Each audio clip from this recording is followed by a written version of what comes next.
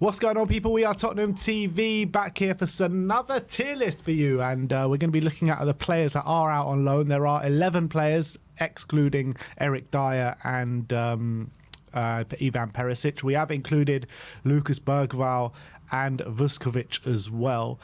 So we're going to put them into three tiers, all the players that are out on loan regarding next season, whether we think they're going to be in the first team squad, whether they're due another loan, or if they just have no future at this football club as well. So it'll be interesting to see where this one goes. Yeah, because we've got a lot of players out on loan, so a lot of decisions to make for Spurs. Some that we don't want to make, some we tried to make before, and we haven't quite got rid of a certain few players. But it'll be interesting to see with all these players coming back what we do with them. Yeah, so let's start off with the first player that we're going to look at, and that is Matthew Craig. He actually has a twin brother at the club. He's on loan at Doncaster Rovers at the moment. Me personally, I can't really see a future for him here. Yeah, because he's what, 20 now, is he? Yeah, he's not a teenager anymore. I don't know how he's been doing for Doncaster. He's actually 21. 21 now. So I don't know how well he's been playing for Doncaster this season, but I don't... Look, at his age, I don't think you want another loan deal. You want to kind of either be making it into the first team or find a permanent home. And I don't think coming back to Tottenham and being part and going out on loan again would benefit him massively. I don't know if Tottenham see a massive future for him, but from what I can gather, it's probably best he moves on in the summer. Yeah, and also we've seen players of this kind of age, even a bit younger, being spoken about a lot by the management, and also rave reviews in the under-21s and stuff like that. And he has had a few good reviews, but there's never been any talk about him kind of making that step up. I think like he made a couple of squads under Nuno, but apart from that, I don't think we've ever seen him. Yeah, predominantly plays DM. He has played 16 times in League Two this season for Doncaster, 1 goal, 1 assist. But DM's obviously a very important position with how Ange has got the team set up. So I don't think Matthew Craig is the one to fill it. Yeah, absolutely. So unfortunately, but could he go on loan again? No, I guess he might. How many years left on his contract he got? I don't think so. He's got. Here we go. Contract expires at the end of the season. Oh no, that's a loan. 2026. Yeah. So he goes into his 2 years left. Yeah, and you could look. You're not going to get much money for him. Let's get it real. So, I think he'd probably try find a new club for him at the end of the. Even if he does go out on loan, it's just a view to like maybe for him to find a club, build some value. Yeah, exactly. Or for him to find a club at the end of his contract. So, regardless if he goes out on loan or we find a new club for him at the end of the season, he doesn't have a future here. Yeah. So Matthew Craig, unfortunately, no future here. Next up is Josh Keeley. He's actually got a big reputation, Josh Keeley, not only at Tottenham youth level, but also for the national team in Republic of Ireland. They value him quite highly. He's on loan at Barnet this year, and he's actually doing quite well for them, albeit it is in the National League, but goalkeepers do kind of tend to get better with age, and the age he's probably at a good age probably for another loan next season. Yeah, for sure. And apparently when he has been called upon for Barnet, he's been pretty good. They've been pretty happy with him. From what I know a couple of Barnet fans, and they've been saying he's been quite good, albeit he hasn't played every game because they have another keeper who they quite like. But I thought he was their main keeper. Yeah, I think he came in and he has become their main keeper, but I think he hasn't played every game since he's come in, but he's been pretty good when he has been called upon. You got to remember he's 21, it's very young for a goalkeeper. You do get very special cases like Donnarumma and Courtois who like break in at very young ages, but apart from those like exceptions, it's quite rare for a keeper to be starting at a very young age.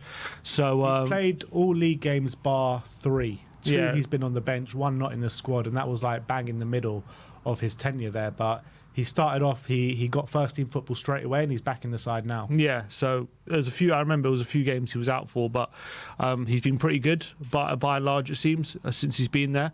So another loan deal definitely called upon, and I think he could be a good keeper for the future. Do you reckon this is maybe what they're looking at with the potential of extending Brandon Austin's contract? Get Brandon Austin, because I think I made a mistake on the video yesterday, because actually I think Fraser Forster does have a contract lasting until the end of next season. So do you reckon they're going to look at these two keepers maybe for the next year? Brandon Austin maybe upgrades to the backup keeper the year after, and then Josh Keeley comes in after a couple more loan spells? Yeah, potentially. I like the forward planning. I think obviously Keeley, when we signed him, was talked about as a real high potential goalkeeper for the future, and getting this first team football now, even though it's only the National League, is going to be vital for him at such a young age. So I think they're definitely preparing him for potentially down the line being involved in the first team. All right, so Josh Keeley goes into another loan, but we do think that he does have a bright future here at Tottenham Hotspur. Next up is Mr. Tanguy Ndombele. Sim, I'll let you take this one because First I know team squad. You're a Tanguy Ndombele enthusiast. Get him back into the team. No, Shameless. I'm joking. Absolutely shameless. Look, if he can, maybe he can stock up on some.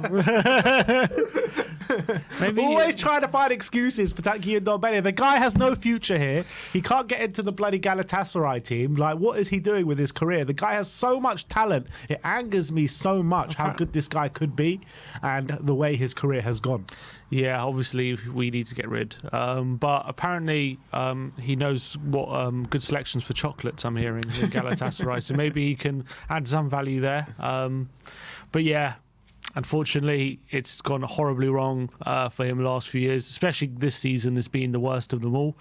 It seems to be like getting gradually worse. Yeah, he seems to be decreasing in, I don't know how much he cares, potentially. They don't seem happy with him at all. Apparently Spurs have offered him to Galatasaray for 5 million and they're even saying no to that. So I think that tells you all you need to know about Tanguy at the moment. The problem will be obviously getting him out at this point, because there's not even going to be anyone taking him on loan, I would say. But yeah, I think he needs to go. Yeah. So Tanguy Ndombele, absolutely no future here. Probably out of everyone on this list, he has the least amount of future here out of everyone, in my opinion. But next up, we're going to go to Sergio Reguilon. Obviously, he's been on loan this season, half the season at Manchester United, half the season at Brentford. He's actually having a really good time of it at Brentford. You know, it seems to be every time I look, assist after assist for him at the moment. And with Destiny Udogie out for the rest of the season, we could probably do with him right now. That's the reality. But when you look at it, Ange clearly doesn't fancy him. So, like, surely it's no future. Yeah, apparently the Brentford loan, apparently what's going to scupper a permanent deal to Brentford is apparently he's on 100 grand a week, and the highest paid player at Brentford is on 50 grand a week. Must be Tony, right? So yeah, probably. So he's double the highest amount. So that's really, unless he wants to take a pay cut or Tottenham subsidise some of those wages, looks like the Brentford deal isn't going to happen. So it's going to be about finding him another club. Problem is, who is going to pay him 100 grand a week? That is a very big wage. I know he's a good player, but is he 100 grand a week kind of player? I don't know. It's hard to justify that, especially if you're not in the Premier League. You're not in the top half of the Premier League. Very few clubs are going to be willing to pay that kind of money, unless you're a top club. So he's going to find it hard. Obviously, I don't think he has a future here. Albeit, if he can't find a club, is it worth just keeping him around? I don't know, because we could do a lot worse than him. Yeah, but I don't know. On the foreign quotes, doesn't it? First of all, that, and also, as much as he is a good player, is he a player who could do the job that Ange wants him in that position? I think that's also in question. So I don't think he has a future here, but it's going to be difficult to shift him, I think. He's going into his last year of his contract. So the way I look at it, I don't think anyone buys him this summer. I just feel like we'll probably loan him out for next season, and then he'll run out his contract, then he'll have the choice of clubs to go to, but he won't get those wages, so he'll probably hang on to those wages for the last year. Yeah, so maybe he'll... So maybe he will be part of the team then. I don't know. Maybe he'll come to a point where we get rid of a lot of players and he finds a way back somehow if we can't get rid of him. That would be interesting. But I do think at the moment, if we can, we'll try and sell him. Yeah. So I guess no future. Yeah. So Reguilon goes into no future. Next up is Ashley Phillips. It's a weird one with Ashley Phillips because when we signed him in the summer, Ange said it. The narrative was that he was going to be part of the first team. He's good enough to be part of the first team. Never got any minutes. Went straight back out on loan. He's had a really good loan spell at Plymouth. He's been one of the leading defenders, albeit in a relegation-threatened Plymouth. But he's having rave reviews every week, literally. But we signed Dragusin in his position at right centre-back. We do need a left centre-back. So I just struggle to see where Ashley Phillips fits in. Yeah, I think it has to be another loan, to be honest. But I think, yes, he was training with the first team, but the fact that we had no centre-backs and he still wasn't getting any minutes at all, not even off the bench or anything. That tells me that Ange doesn't feel like he's ready. As much as he's doing well at Plymouth, the fact that we're linked with a lot of centre-backs as well, we seem to want to sign another one. We don't seem to want to give him that opportunity next season. For me, that tells me another loan deal's in the offing for him. Yeah, and I really believe in Ashley Phillips. Every time I've seen clips of him and the rave reviews he's getting from Plymouth, it looks so positive, doesn't it? So it's just a shame. Like, it does feel to me like, yeah, Dragusin is probably a lot more ready than Phillips. Then what was the point of this Phillips signing? Because he's 18 and he could be a centre back for the future, and we're looking for the next generation. But all these defenders that we've got are young. Yeah, but some of them aren't going to work out, some of them will. They can't all work out, I guess. So it's kind of like buy enough of them and you'll hit the jackpot on a few of them. I guess. So Ashley Phillips goes into another loan move, and I'd like to see him get a loan move maybe lower down the Premier League or in the upper echelons of the Championship. Basically, someone that plays possession-based football, attacking style of play, and fighting for things instead of like just trying to scrap for relegation. But next up is Troy Parrott. Probably his first ever successful loan move this year out in Holland. He's at Excelsior, 22 games, 8 goals, 4 assists. He's doing really well. But I feel it's more just him putting himself in the shop window than actually coming back to Tottenham to prove himself. Yeah, I'll probably agree with that. I think we're going to sell him if a good offer comes. There's obviously he's been linked with the likes of Ajax, I think Feyenoord, he's also been linked with, I think, some of the top clubs in Holland. And I think that's what we're going to try and do. I think this whole season has been about building value for him. And I think if we get a good offer, 10 million or something like that, I think we accept it. And I don't think we want to loan him out again. I think we want to get the money. I think it's important for Troy as well. After a season like he's had, getting regular first-team football and actually doing quite well. Obviously, he's always said his ambition is to be at Spurs. I just don't see him being part of the first team next season as well as he has done this season. I'll be very surprised if Tottenham turn around, and maybe it's worth giving him a pre-season just to see if Ange thinks he can fit in. But I do believe that it's not going to be another loan spell. I think we're going to try and sell him permanently this summer. Yeah, this kind of is like last chance saloon if you do want to get any sort of money for him, because he is going into his last year of his contract, like many others. So how much do you think that we can potentially get for him this summer from, like, let's say, a Dutch club? Can't be more than like 5-6 million, surely. Yeah, I think we'll probably be looking at 10. Well, even with 1 year left in his deal?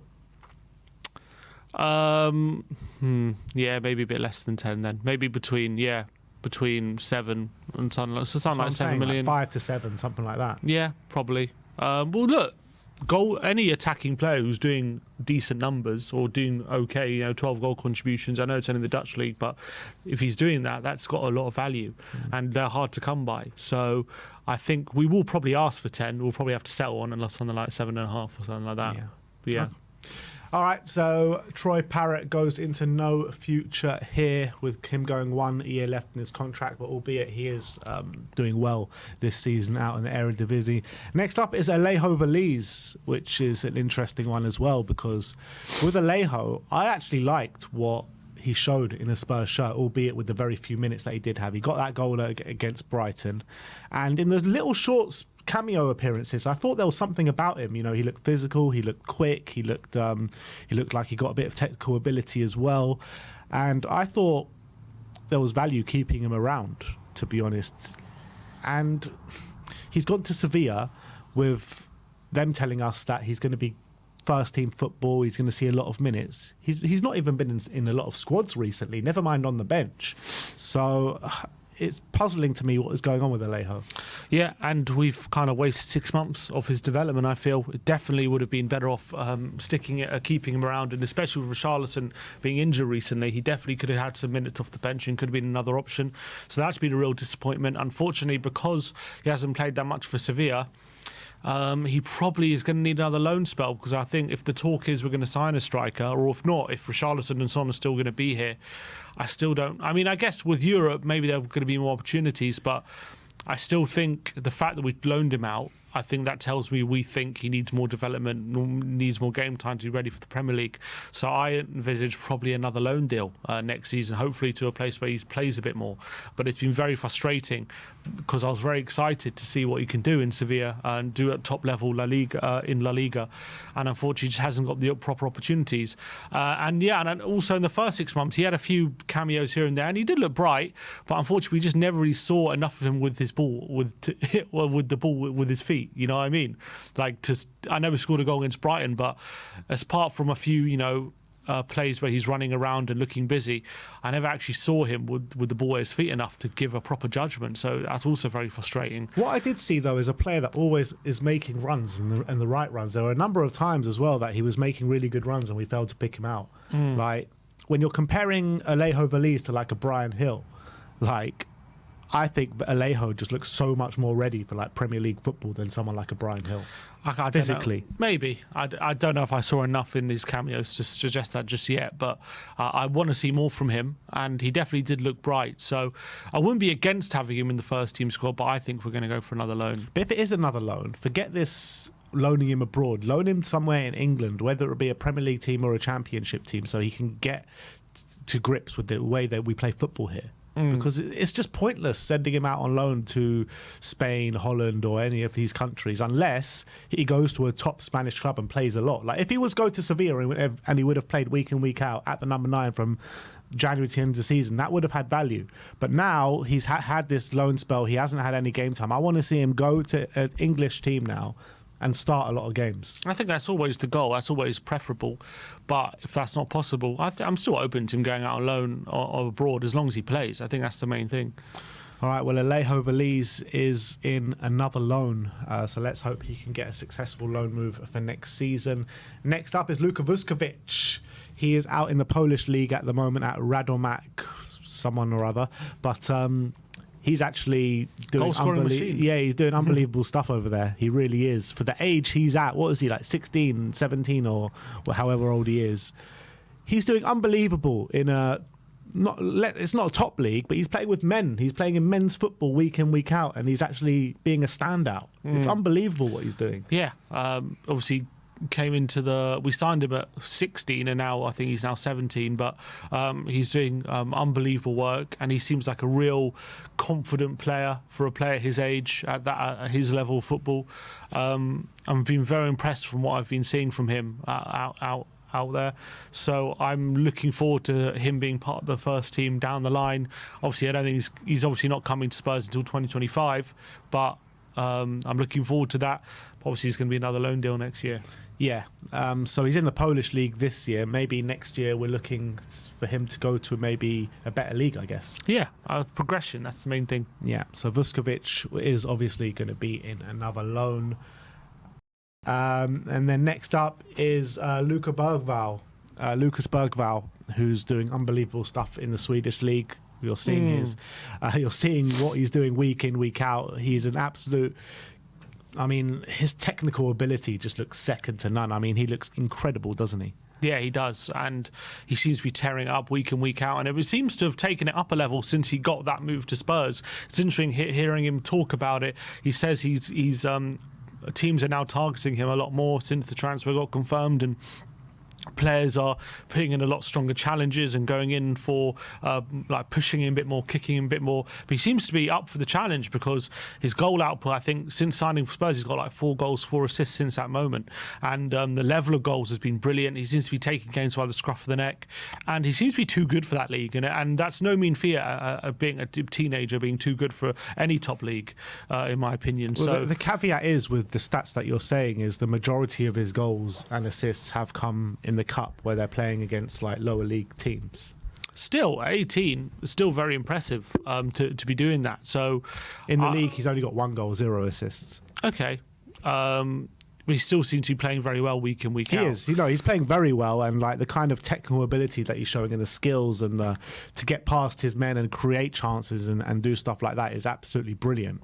But what I'm saying is these kind of goal contributions on a consistent basis are coming against like poorer sides than what they're playing in the league. Still, it's still difficult at 18 to do that. I think he's probably going to... I think we signed him, potentially. I think the reason he chose us over Barcelona is because we convinced him that he's going to get into the team quicker and he's going to get more game time quicker at us than he would at Barcelona. And I think that's part of the reason he accepted to come and join our project over them. So I do think... Look, I don't think it's guaranteed. Obviously, we will take a good look at him in the pre-season, and we will obviously if Spurs feel like he's not ready, then obviously we'll send him out on loan. But I think the view is to use him in the first team next year. It's interesting that the reason that you're saying that he would have chosen Spurs over Barcelona, because Barcelona have been clear in this season in how they've been giving youth a chance and how it's actually working for them. You know, that centre back that they're playing week in, week out at the moment, Yamal, and players like that. And youth players aren't really getting that much of a chance at Spurs at the moment, are they? So it's interesting to see how this one is going to plan out.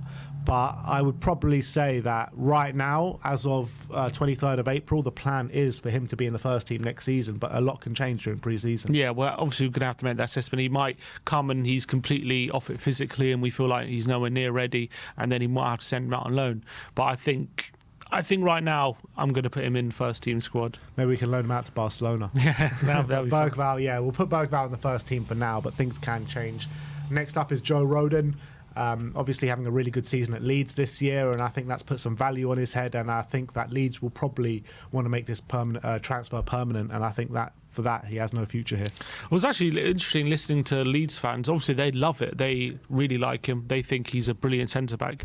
But I was watching a video from a Leeds fan, and he was saying he doesn't see why Rodon would stay at Leeds because he feels like he could do better than Leeds, which is interesting to think. Maybe there will be a bit of a bidding war for him in the summer, which would be brilliant, considering that probably a year ago you wouldn't have even imagined Spurs getting a profit for the 12 million they paid on him, and now it looks like we are going to be demanding around 20 million. There's going to be quite a 20 million apparently that's what they think he's worth.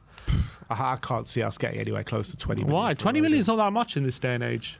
For a defender that's had one good season in the Championship in the last 5 years. Apparently that's what Leeds fans think he's worth, 20 million. Yeah, but just because a Leeds fan on YouTube thinks he's worth 20 million doesn't mean he actually is. But he thinks he's worth 20 and he thinks there'll be a lot of suitors for him. He's been that good. Maybe there'll be a lot of suitors, but 20 million is a big stretch for Joe Rodon in my opinion. Well, we'll have to... I don't know. You see...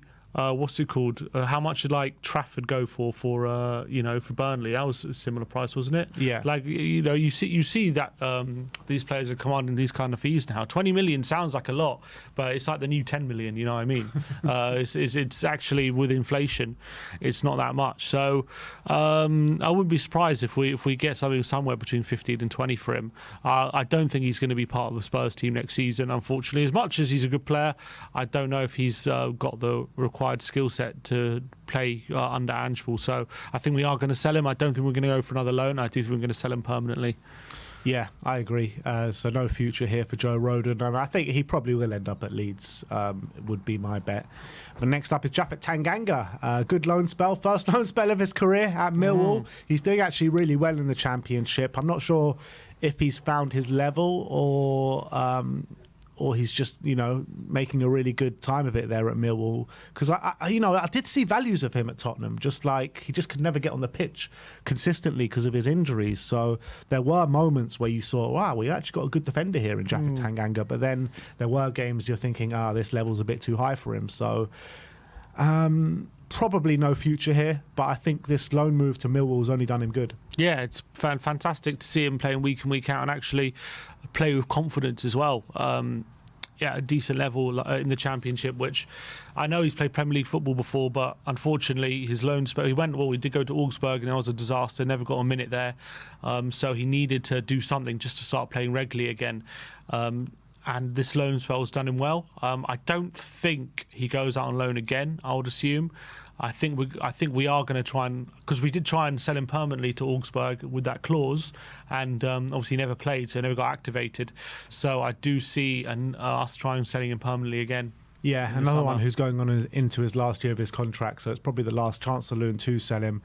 2 goals in a Millwall shirt this year in 16 games. So credit to Jaff, and for a boy coming out of the academy like he's done, you know, how he burst onto the scene like he did against Liverpool, and he got a run in the team after that, you know, you always want to see him do well, don't you? He nearly moved to AC Milan at one point, Yeah. I remember, heavily linked, and we just couldn't get the deal done. But yeah, I think he's got a good future. I reckon we'll see him in the Premier League again soon. I hope so. But I just don't think. Yeah, I think at the moment he has to build up his own path. I feel like at the moment his path has been stagnated so heavily by Spurs at his age. So hopefully we'll see him again soon at the top level. I would like to see us maybe put a buyback clause into a deal or something, just in case. Also, Madrid are famous for doing that, and it's served them well sometimes. So yeah, probably a clever, smart thing to do. All right, so Japhet Tanganga for now, no future here for Jaff. Next up is Jed Spence, which again is a very interesting one. We were all very excited when Jed Spence signed for Spurs. It's just gone terribly, terribly wrong since joining us. But now there is shimmers of light coming at the end of the tunnel for Jed Spence. Yeah, and he's having a good spell at Genoa, playing fairly regularly now. So that's really positive. Apparently, they're pretty happy with him. The director of Genoa is talking about looking at potentially signing him permanently. I do think Spurs will want to go in that direction, in my opinion. I wouldn't say another loan is totally out of the question, because if they don't sign him permanently, I don't know if we get the money that we're looking for him. So I wouldn't be surprised if another team comes in for him on loan and gives him another chance. But if he goes out on loan again, that's going to be the fourth loan, because he's had Leeds, Rennes, this one, Genoa, and didn't he have another one? There was another one as well. I'm just trying to get it up. But, That was I can't remember. So yeah, if he goes out on loan, it'll be the Genoa, fourth. Yeah, so if he goes out on loan again, it'll be the fourth loan in how many years? Like 2 years. Yeah. That's a lot of loans to go through. So I don't think that'll be the preferred option for him. That's a lot of kind of upheaval. Doesn't really allow you to get settled anywhere when you keep going out on loan. But I think we are going to try and sell him, but I don't think he's going to be part of the first team. If we can't, I do think we're going to try and loan him again. He's 23 years of age, and Genoa do have an option to buy, I think, for about 10 million or something like that. It's just a question of, does he want to sign there permanently? I don't know if he wants to do that. I do see a bit of value in Jed Spence in terms of if he can get his head right, if he can get his mentality right to be part of the first team squad next season and to be a filler in left back and right back in that inverted roles, both roles that he has played this season to quite a good standard. So I can see a value of him being part of the first team squad next season, but I just can't see a situation where that probably happens. So yeah, I think either Genoa will take it up and he's happy to go there, or we find another move for him, basically. So I just think that Ange ain't going to like the mentality problems and the attitude problems that he has had in the past, but hopefully he can get over it. So no future here for Jed Spence. And last but not least, we're going to look at big Alfie Devine, who's had a good loan spell at Plymouth along with Ashley Phillips this season. Hasn't been in the first team or the first 11 every week, but I think every time he does play that he's getting quite rave reviews. I probably think with Alfie Devine another loan spell is probably on the offing. What I like about Alfie is he seems to be progressing. So he started out in League One, and now he's in the Championship, and he seems to be doing well in each step of the way. And so hopefully, maybe next season a lower Premier League team might take an option on him and see how he performs. And that would be really interesting to see how he does next season. Obviously, he's done well. Has he completely smashed it where you feel like he has to be part of our first team? Probably not. But I don't think that you should. He's playing for a relegation threat in Plymouth team, so you could argue it's not easy to do that when you've with the players he has around him, and it'd be maybe a different system. But at the moment, I wouldn't be surprised if we look at him in pre-season and think, look, maybe we can give him a shot. I do think the plan at the moment is to give him another loan spell, but I do think we will take a very big look at him in pre-season. I think he should be on the tour wherever we are. Oh, absolutely, yeah, he should be 100%, along with a few other of them. But you're looking at his numbers this season, starting 8 games, 2 assists. He's been in and out the first 11, and I'm looking at the minutes that he played. When he first went there, he started like 6 or 7 games in a row, And then since then, it's been a bit hit and miss. He's whether got he goals in the starts or FA not. Cup, hasn't he? Yeah, I think 1 goal in the FA Cup or something. I think goal assist maybe in the FA Cup. Yeah. No, just an assist, it says. Just an assist. Yeah. I thought he got scored a goal in the EFL Cup. Oh, the EFL Cup, not Yeah. the FA Cup. Okay. Well, look, he's 18, so I think that's still good to do that in 19 now, yeah. 19. That's still good for a 19-year-old to do that. So I'm pretty happy with his development, and I'll be interested to see how he comes on next season. But either a high-end Championship team or a lower-end Premier League team, hopefully next season. Yeah, I agree. So another loan spell for Alfie Devine, which brings an end to the tier list. This is, it doesn't look for great reading, to be fair, if you're a loanee at Spurs, but there are some bright spots in there. You're looking at first team squad for next season, Luca Bergvall, and that's not even like 100%, is it? We have to see what he happens in pre-season. Another loan move for Keeley, Phillips, Veliz, Vuskovic, and Alfie Devine, and then no future for Craig, Spence, Ndombele, Reguilon, Parrott, Rodon, and Japhet Tanganga. So that is your loan tier list. Let me know in the comment section below if you agree with us. If you do disagree with us, let us know your tiers in the comment section below. But thank you everyone for watching us today. Like, subscribe, and comment. And as always, come on you Spurs.